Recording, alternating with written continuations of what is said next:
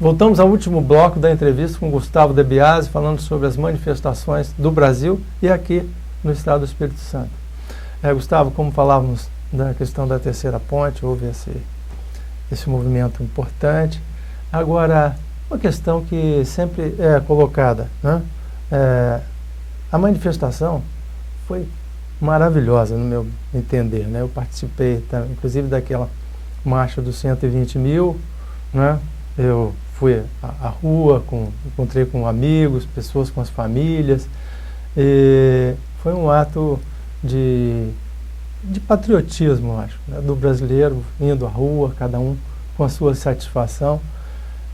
Só que, em determinados momentos, a gente observa, e como observa-se em todos os movimentos, né? Seja num período de carnaval, seja num estádio de futebol, ou num show de uma banda, pessoas que têm a tendência à violência, né? E isso acaba se tornou palco de atenção de alguns veículos de comunicação. Como você vê isso?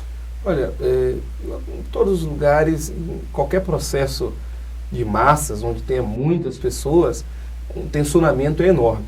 Então, o que precisa ser pensado como foco, como a questão principal nesse processo todo, é a habilidade do poder público de entender o que está acontecendo, de dialogar e de atender as demandas, né? Entender, dialogar e atender o que não aconteceu.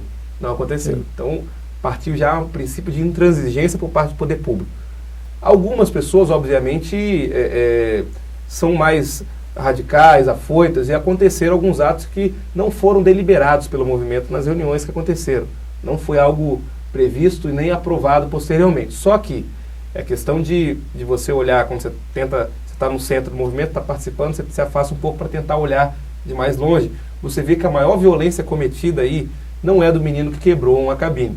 Está errado, não foi aprovado e não deve ser feito. Mas eu creio a maior violência... Porque teve cenas de uma estupidez assim, exagerada. A gente, pelo menos, assistiu, né? Sim, também não é algo que foi deliberado, mas a maior violência é do contrato ilegal, é de serviços prestados de forma irregular. É essa que é a velada, que eu acho que é o foco principal das reivindicações.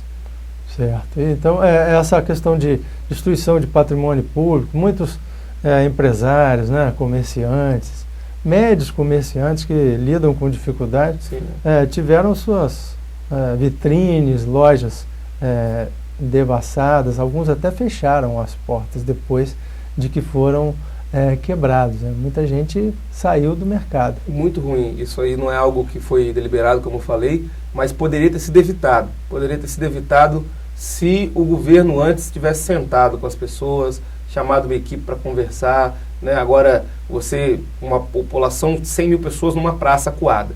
Se a polícia começa a atacar a bomba e atirar, as pessoas vão correr. E alguns vão fazer o que aconteceu de forma triste, tá? Não é algo que eu acho que tem que ser feito, mas a maior responsabilidade disso tudo é do poder público, que tem que tentar entender o clamor para evitar que situações como essas aconteçam. Certo. E o poder público, nessas horas, ele se manifesta através da polícia, né?